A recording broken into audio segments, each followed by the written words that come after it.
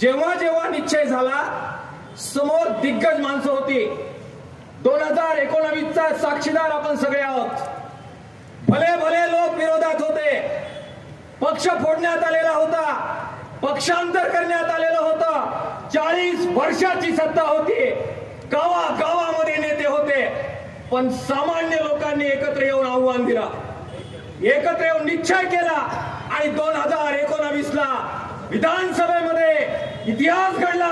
1 लाखापेक्षा जास्त मतदान आपण उभ्या केलेल्या उमेदवाराला आपण सगळ्यांनी पाडलं आणि 40 वर्षाची सत्ता नेस्ता नाबूद आपण सगळ्यांनी केली. हा इतिहास आहे. आज पुन्हा तीच परिस्थिती आहे. आज पुन्हा आपण निश्चय करतोय, आज पुन्हा आपण संकल्प करतोय.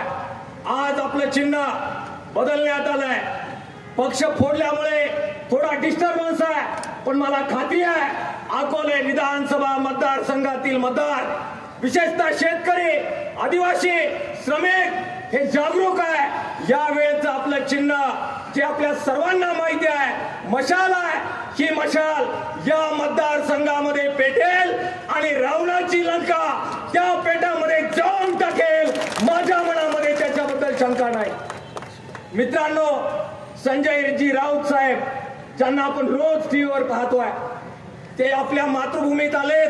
त्यांचा आभार एका गोष्टीसाठी मांडण्याची संधी मी दवडणार नाही. संबंध देशभर शेतकऱ्यांचा जबरदस्त एल्गार सुरू होता. नरेंद्र मोदींनी 3 काळे कायदे केले. त्यावेळी देशभरातील शेतकरी दिल्लीच्या सीमेवर गेलेले होते. आम्ही महाराष्ट्रातून सुद्धा 1000-1500 शेतकरी कोविडच्या पार्श्वभूमीवर गाड्या करून आम्ही दिल्लीच्या सीमेवर गेलेलो होतो. दिली की वर्षाला 2 करोड नोकऱ्या देऊ, बेरोजगारांच्या हाताला काम देऊ. उलट आपण जर पाहिलं असेल तर बेरोजगारी जास्त वाढली आहे. आणि एवढंच नव्हे, या ठिकाणी आपल्या जिल्ह्याचे सुपुत्र, महाराष्ट्र राज्याचे माजी जलसंधारण मंत्री आदरणीय शंकररावजी गडाख साहेब यांचंही या ठिकाणी आगमन झालंय. आपण टाळ्यांच्या गजरामध्ये त्यांचं सहर्ष स्वागत करूया. आदरणीय गडाख साहेब यांचं सहर्ष स्वागत. त्याचबरोबर आपण पाहिलं तर 2 करोड नोकऱ्या देण्याचं बाजूलाच राहिलं, पण ते ज्या काही शासकीय नोकऱ्या आहेत अशा जवळजवळ केंद्र सरकारमध्ये 30 लाख नोकऱ्या बाकी आहेत, रिकाम्या जागा आहेत. आणि म्हणून तरुणांच्या हाताला काम नाही, शेतकऱ्यांच्या मालाला बाजारभाव नाही, दुसऱ्या बाजूला शेतीचा खर्च परवडत नाही. त्याचबरोबर आज जर बियाणांचे बाजारभाव असतील किंवा त्याचबरोबर तुमच्या शेतीला लागणारे अवजारं असतील, याच्या किमती वाढलेल्या आहेत. डिझेल पेट्रोलचे प्रचंड भाव वाढलेले आहेत. यांनी एकूणच आपल्या दैनंदिन जीवनाच्या ज्या काही गरजा आहेत, अत्यावश्यक गरजा आहेत, त्याच्या किमती वाढल्यामुळे आपल्या जीवनमानाचा खर्च सुद्धा वाढलेला आहे. आणि अशा प्रकारे फक्त गरीब जास्तीत जास्त गरीब होत आहेत आणि श्रीमंत होत आहेत.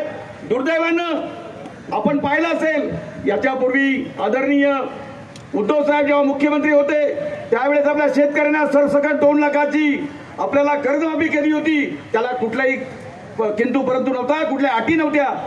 पण आपण जर पाहिलं तर या सरकारची खरं म्हणजे नियत चांगली नाही. शेतकऱ्यांच्या बाजूने नाही, कुठलं कर्जमाफीचा विचार केला जात नाही, शेतीला पूरक पॉलिसी ठरवल्या जात नाहीत.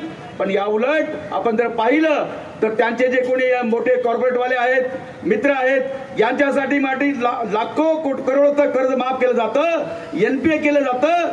आणि म्हणून आपल्याला या इलेक्शनला आपल्याला विचार करावा लागेल, कारण देशाच्या पातळीवर एक वेगळा बदल होतोय.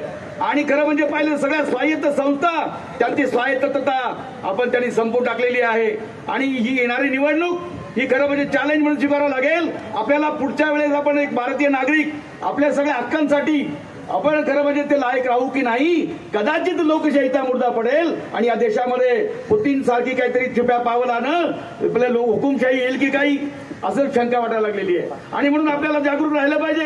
येत्या काळामध्ये आपल्याला जर देश वाचवायचा असेल, महाराष्ट्र राज्य वाचवायचं असेल, नवे 2 गुजराती आपल्या राज्यावर खरं म्हणजे खार खाऊन आहेत आणि आपल्या राज्यातले सगळे रोजगार पळवत आहेत, सगळ्या कंपन्या पळवत आहेत. आणि म्हणून तरुणांना रोजगार मिळत नाही. आणि हे वाचवण्यासाठी आपल्याला खरं म्हणजे जागरूक राहिलं पाहिजे.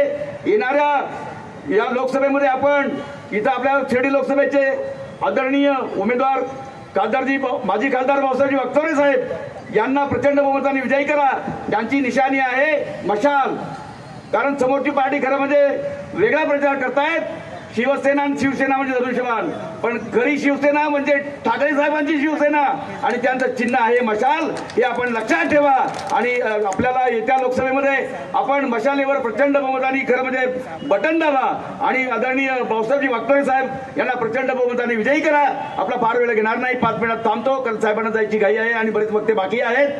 पण जाता एवढंच सांगेल की आपण येणाऱ्या लोकसभेला आपण जागरूक राहून आपल्या महाविकास आघाडीच्या सर्व उमेदवारांना मदत करावी लागेल आणि शिर्डी लोकसभेमध्ये आपण खरं म्हणजे मशाल चिन्हावर प्रचंड बहुमताने आपण मतदान करा आणि आपल्या लोकप्रिय उमेदवार खासदारजी भाऊसाहेब वागचौरे साहेब यांना विजयी करा अशी विनंती करतो आणि थांबतो. जय हिंद, जय महाराष्ट्र.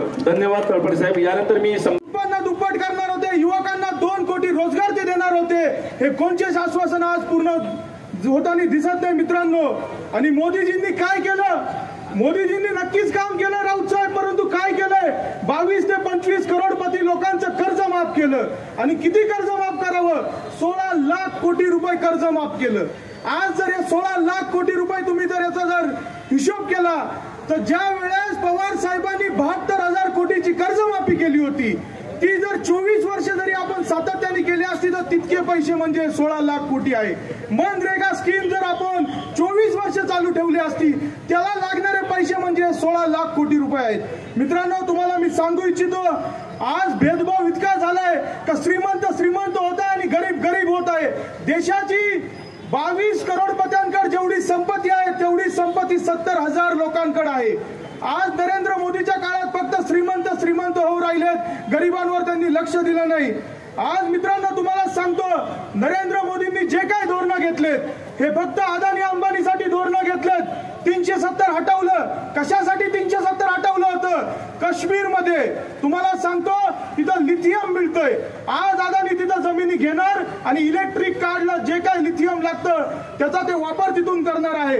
आज मणिपूरमध्ये इतके काय प्रसंग होत आहे, परंतु नरेंद्र मोदींना त्याच्यावर बोलायचं नाहीये. मणिपूरमध्ये पण जे काय भांडणं चाललेत ते फक्त तिथल्या लोकांच्या जमिनी हडपायच्या आणि जे काय धातू त्या जमिनीमध्ये ते धातू ताब्यात घेण्यासाठी मणिपूरमध्ये भांडणं लावलेत. निपक्ष, रोखठोक तसेच सामाजिक, आर्थिक, राजकीय, शैक्षणिक, धार्मिक ह्या रोखठोक बातम्यांचा आढावा घेण्यासाठी आपल्या MH ऑनलाईनला नक्की सबस्क्राईब करा. धन्यवाद.